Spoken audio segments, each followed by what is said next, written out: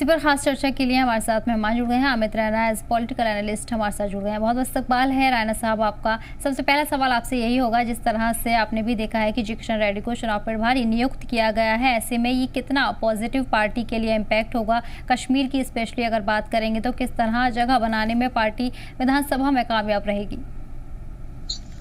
देखिए, भारतीय जनता पार्टी ने 2019 के बाद काफी काम किया है जम्मू कश्मीर में, और 2019 से पहले भी 2015 से ऑनवर्ड्स वो सरकार में भी रहे पीडीपी के साथ, तो उनको जो अंडरस्टैंडिंग है कश्मीर की वो काफी इम्प्रूव हो चुकी है। और उसके बाद 2019 के बाद लगातार एडमिनिस्ट्रेशन के रूप में केंद्र सरकार और एलजी एडमिनिस्ट्रेशन के रूप में काफी काम किया। और भारतीय जनता पार्टी जो एक समय पे नो टच पार्टी होती थी कश्मीर में, खासकर जहां लोग भारतीय जनता पार्टी से दूर रहते, तो आज अगर देखा जाए तो उनके कार्यकर्ताओं की संख्या काफी बढ़ चुकी है।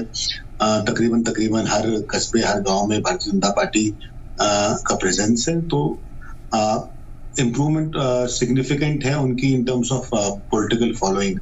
अब ये इलेक्शन में कितना तक ये चेंज होती है, ये तो समय ही बताएगा। मगर जहां तक अपॉइंटमेंट है किशन रेड्डी जी की, तो किशन रेड्डी जी जम्मू कश्मीर से काफी समय से जुड़े हुए हैं। चाहे वो जब वो यूथ प्रेसिडेंट थे भारतीय जनता पार्टी युवा मोर्चा के, जब नेशनल प्रेसिडेंट थे, या गृह मंत्री थे स्टेट के, और जम्मू कश्मीर ही संभालते थे। उनका मिनिस्टर ऑफ होम स्टेट जो थे वो तब जम्मू कश्मीर संभालते थे।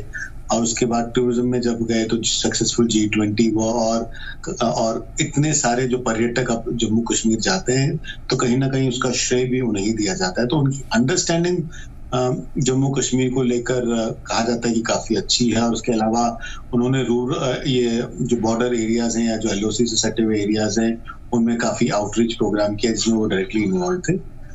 तो इससे दो चीजें बिल्कुल जाहिर होती हैं कि जो लोगों को कहीं ना कहीं शंका थी कि क्या असेंबली इलेक्शन होगा, क्या भारतीय जनता पार्टी या केंद्र की सरकार असेंबली इलेक्शन करेगी, तो कहीं ना कहीं अब बड़ा ही स्पष्ट कर दिया है भारतीय जनता पार्टी ने कि इलेक्शन के हक में है वो। और ये नियुक्ति से तो वो बात क्लियर हो जाती है, और कहीं ना कहीं बिगुल भी बजा दिया है कि वो इलेक्शन की तैयारी में शायद बाकियों से आगे बढ़कर निकलना चाहते हैं। बिल्कुल, लेकिन फिर भी राणा साहब क्या अंदेशा इसको लेकर जताया जा रहा है कि कश्मीर की अगर सीटों की बात करें विधानसभा चुनावों में, तो वोट फीसद बढ़ाने में पार्टी कामयाब रहेगी या फिर कई हलकों में जीत भी दर्ज की जा सकती है? देखिए, मुझे चैलेंज जम्मू कश्मीर में भारतीय जनता पार्टी के लिए दोनों सूबों में आएगा, जम्मू में भी और कश्मीर में भी, क्योंकि जहां पे एक एंटी इनकम्बेंसी भी चल रही है भारतीय जनता पार्टी के खिलाफ, खासकर जम्मू रीजन में। और जो उन्हें पिछली बार सक्सेस मिली थी, जो 25 सीटें इन्हें मिली थी, क्या वो ये रिपीट कर पाएंगे? तो ये एक चैलेंज बिल्कुल भारतीय जनता पार्टी के लिए जम्मू रीजन में रहेगा।